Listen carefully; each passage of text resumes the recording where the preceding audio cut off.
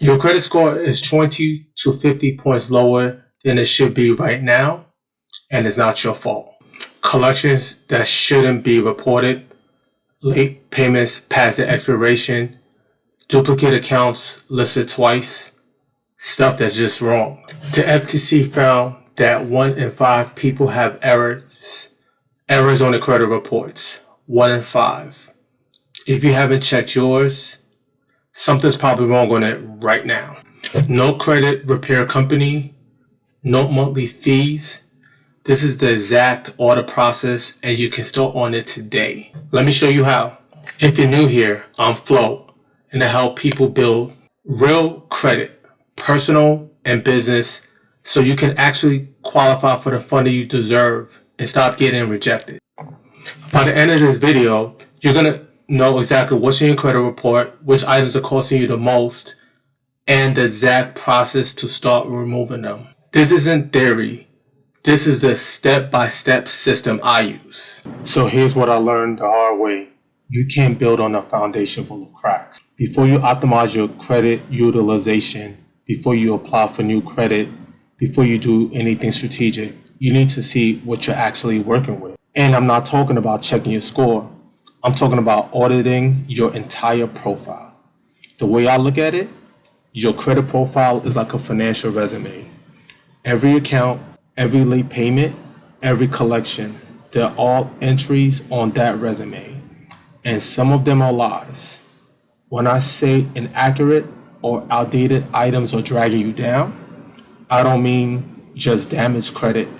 I mean that one collection from 2018 that's still showing should have aged off, or that duplicate account listed twice on Experian, or that collection agency that updated an old debt to restart the clock. When you find these things and remove them, you're not gaming the system, you're cleaning house. And we're talking about score jumps of 20 to 50 points just from correcting errors without changing a single behavior. That's the power of cleaning your profile first. Your first move, go to annualcreditreport.com. That's the only federally mandated free source. No Credit Karma, not your bank's app. Those are estimates. You need the official files from the source. Click request your free credit reports. You'll need your social security number, address, and basic identity verification. It takes about 10 minutes per bureau.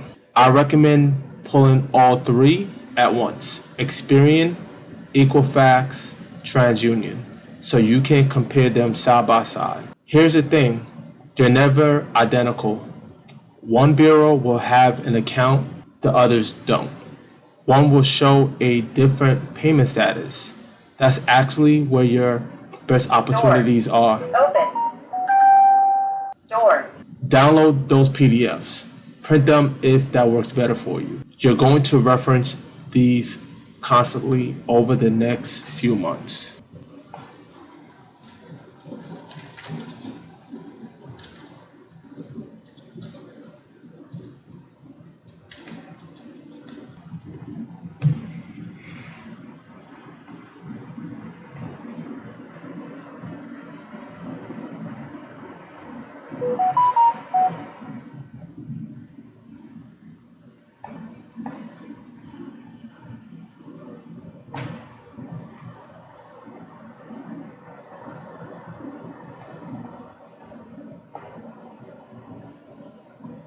Here's where people mess up. They try to remember what's on all 3 reports. You can't do that. You shouldn't do that. You need a spreadsheet. So what we're going to do here on Google Sheets, which is free, as long as you have a Google account, is create a simple chart with columns for each bureau, rows for each account or item, for every single account listed on any report you're noting. So we're gonna just name it, I'm gonna name it sample credit profile.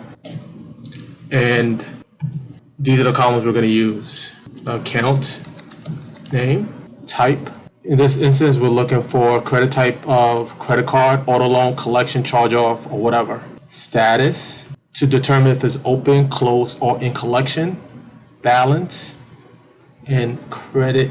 Well, let's use two different columns. Balance, credit, limit, payment, status, date, opened, date of delinquency, if it applies, and when it should fall off. So this is the output of a sample credit profile.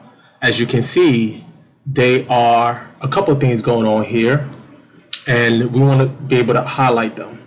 So for the Discover, we have a charge off and an LVNV collection for the same debt of $3,847. This is shown on Experian. What this is indicating is this is duplicate reporting, and this is a double hit on your score because they both report the same $3,847 of bad debt. So it would behoove whomever owns the profile to dispute the LVNV line because the original creditor retains the entry. Another example we see here is portfolio recovery and midline credit management, both reporting same medical debt, which is a duplicate collection, but the impact here is one debt, two collectors reporting, which equals to double impact on utilization of negative items. Yes, this is another candidate for disputing. And there's several other examples here, so we'll just go over one more. We have portfolio recovery. Same example, same reporter, which is past the 7-year reporting window. So as you can see here, the age of debt. So let's take a step back. Imagine if this was pulled in October 2025. And portfolio recovery, the age off is September 2024, because the first delinquency when it was reported was back in September 2017, and it shows that it should have aged off, but it's not on this report. It should have automatically fallen off. So this is another candidate bureau dispute. Now there's multiple examples here where you can see if items can be disputed, so you have a better and more efficient credit profile. Okay, so you got everything documented. Now you prioritize. Not everything needs fixing immediately. Some stuff is too expensive to fight. Other stuff is easy wins you should tackle first. High severity items. Tackle these first. Active or recent collections. Charge-offs. Judgments or liens. Recent late payments from the last 12 months. Accounts you don't even recognize. Duplicate accounts. Medium severity items. Address after high priority. Older late payments from 1 to 3 years ago. Accounts with wrong balances or wrong payment status. Closed accounts still showing activity. Old hard inquiries. Lower priority. Inquiries over 2 years old. Accounts that are current but showing old addresses. The way I look at it, you've got limited time and energy. You tackle what's actually move your score and give you leverage. The small stuff can wait. Before you start disputing anything, you need to understand what these different items actually are. Late payments. You missed a payment, the creditor reported. It stays 7 years from the first missed payment. A 30-day late, 60-day, 90-day. They can all be reported separately sometimes. Collections. A creditor gave up and sold your debt to a collection agency. This is crucial. It stays 7 years from the original delinquency date, not from when it went to collections. Some collectors try to restart the clock by updating old debt. Don't let them. Charge-offs. The creditor wrote off the debt as uncollectible, but never sent it to collections. It's still debt, still legally collectible, still on your report for 7 years. Judgments and liens.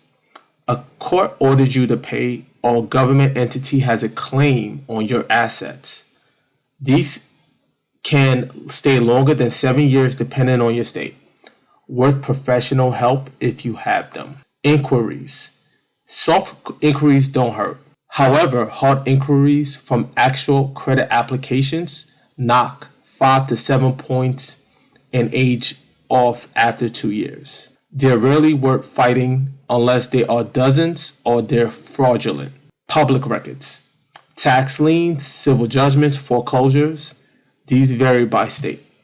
Honestly, some bureaus even stopped reporting some of these because accuracy is hard. Here's the mistake everyone makes. They think the credit bureau is fully responsible for accuracy. Partly true. But the furnisher, the original creditor, is actually responsible for reporting accurate information in the first place. When you dispute something with a bureau, they have 30 days to verify it with the furnisher. The furnisher has to confirm it's accurate. If the furnisher doesn't respond in 30 days, the bureau must remove it. Sometimes the furnisher won't respond. They're lazy. Sometimes they confirm the info, but they're working off old data. Sometimes the item is just wrong. The strategy is, depending on what you're dealing with, you might dispute with the bureau, the furnisher, or both. A recent late payment that's actually correct, disputing might not help. They'll re-verify and it stays. An old collection past the reporting period, bureau dispute is your move. An account with a wrong balance. Contact the furnisher directly. You'll learn which approach to use as you dig into specific removal strategies. For now, just know these are two different entities with different obligations. This is where people get discouraged. Fixing a credit profile isn't a 30-day thing. It's a process. Some items come off fast. Inquiries, duplicates, wrong addresses can happen in 30 to 45 days. Other stuff takes longer. Older collections might need 60 to 120 days and multiple dispute rounds. Recent negatives might need 2 to 3 attempts. And then there's the let time work category. Collections and late payments automatically age off after 7 years. You just don't acknowledge them and let time pass. From my understanding, if you're aggressive and strategic, 3 to 6 months of active disputing can clean up 30 to 50% of what needs fixing. The rest either takes longer or stays because it's accurate. But even that 30 to 50% is often 20 to 50 points on your score. Before we wrap up, let me save you from the biggest mistakes I see. Mistake 1, using Credit Karma as your official report. Yeah, it's convenient, it's not official. You need annualcreditreport.com. That's the only source that gives you disputable reports, at least for free. Mistake 2, reaching out to collectors while you're auditing. You email asking about an old debt. They update it and restart the clock. Gather info from your reports only. Contact comes later with specific strategy. Mistake 3, disputing everything at once. You overwhelm the system, disputes get lost, you can't track what's happening. You might even get flagged as frivolous. Prioritize. Space out disputes every 30 to 60 days. Mistake 4, not comparing all 3 bureaus. Experian might have something TransUnion doesn't. You miss low-hanging fruit. Create that comparison chart and treat all 3 equally. Here's the bottom line. Clean your profile is the foundation for everything else. You can build strategy on top of inaccuracy. When you know exactly what's on your reports, the real picture, not the scared picture, you know exactly what to fix. I put together a free resource that goes with this, the credit profile checklist that walks you through the exact audit steps week by week. You don't have to guess what to do next. It's all laid out. Link is in the description. Keep that momentum. I'll see you in the next one.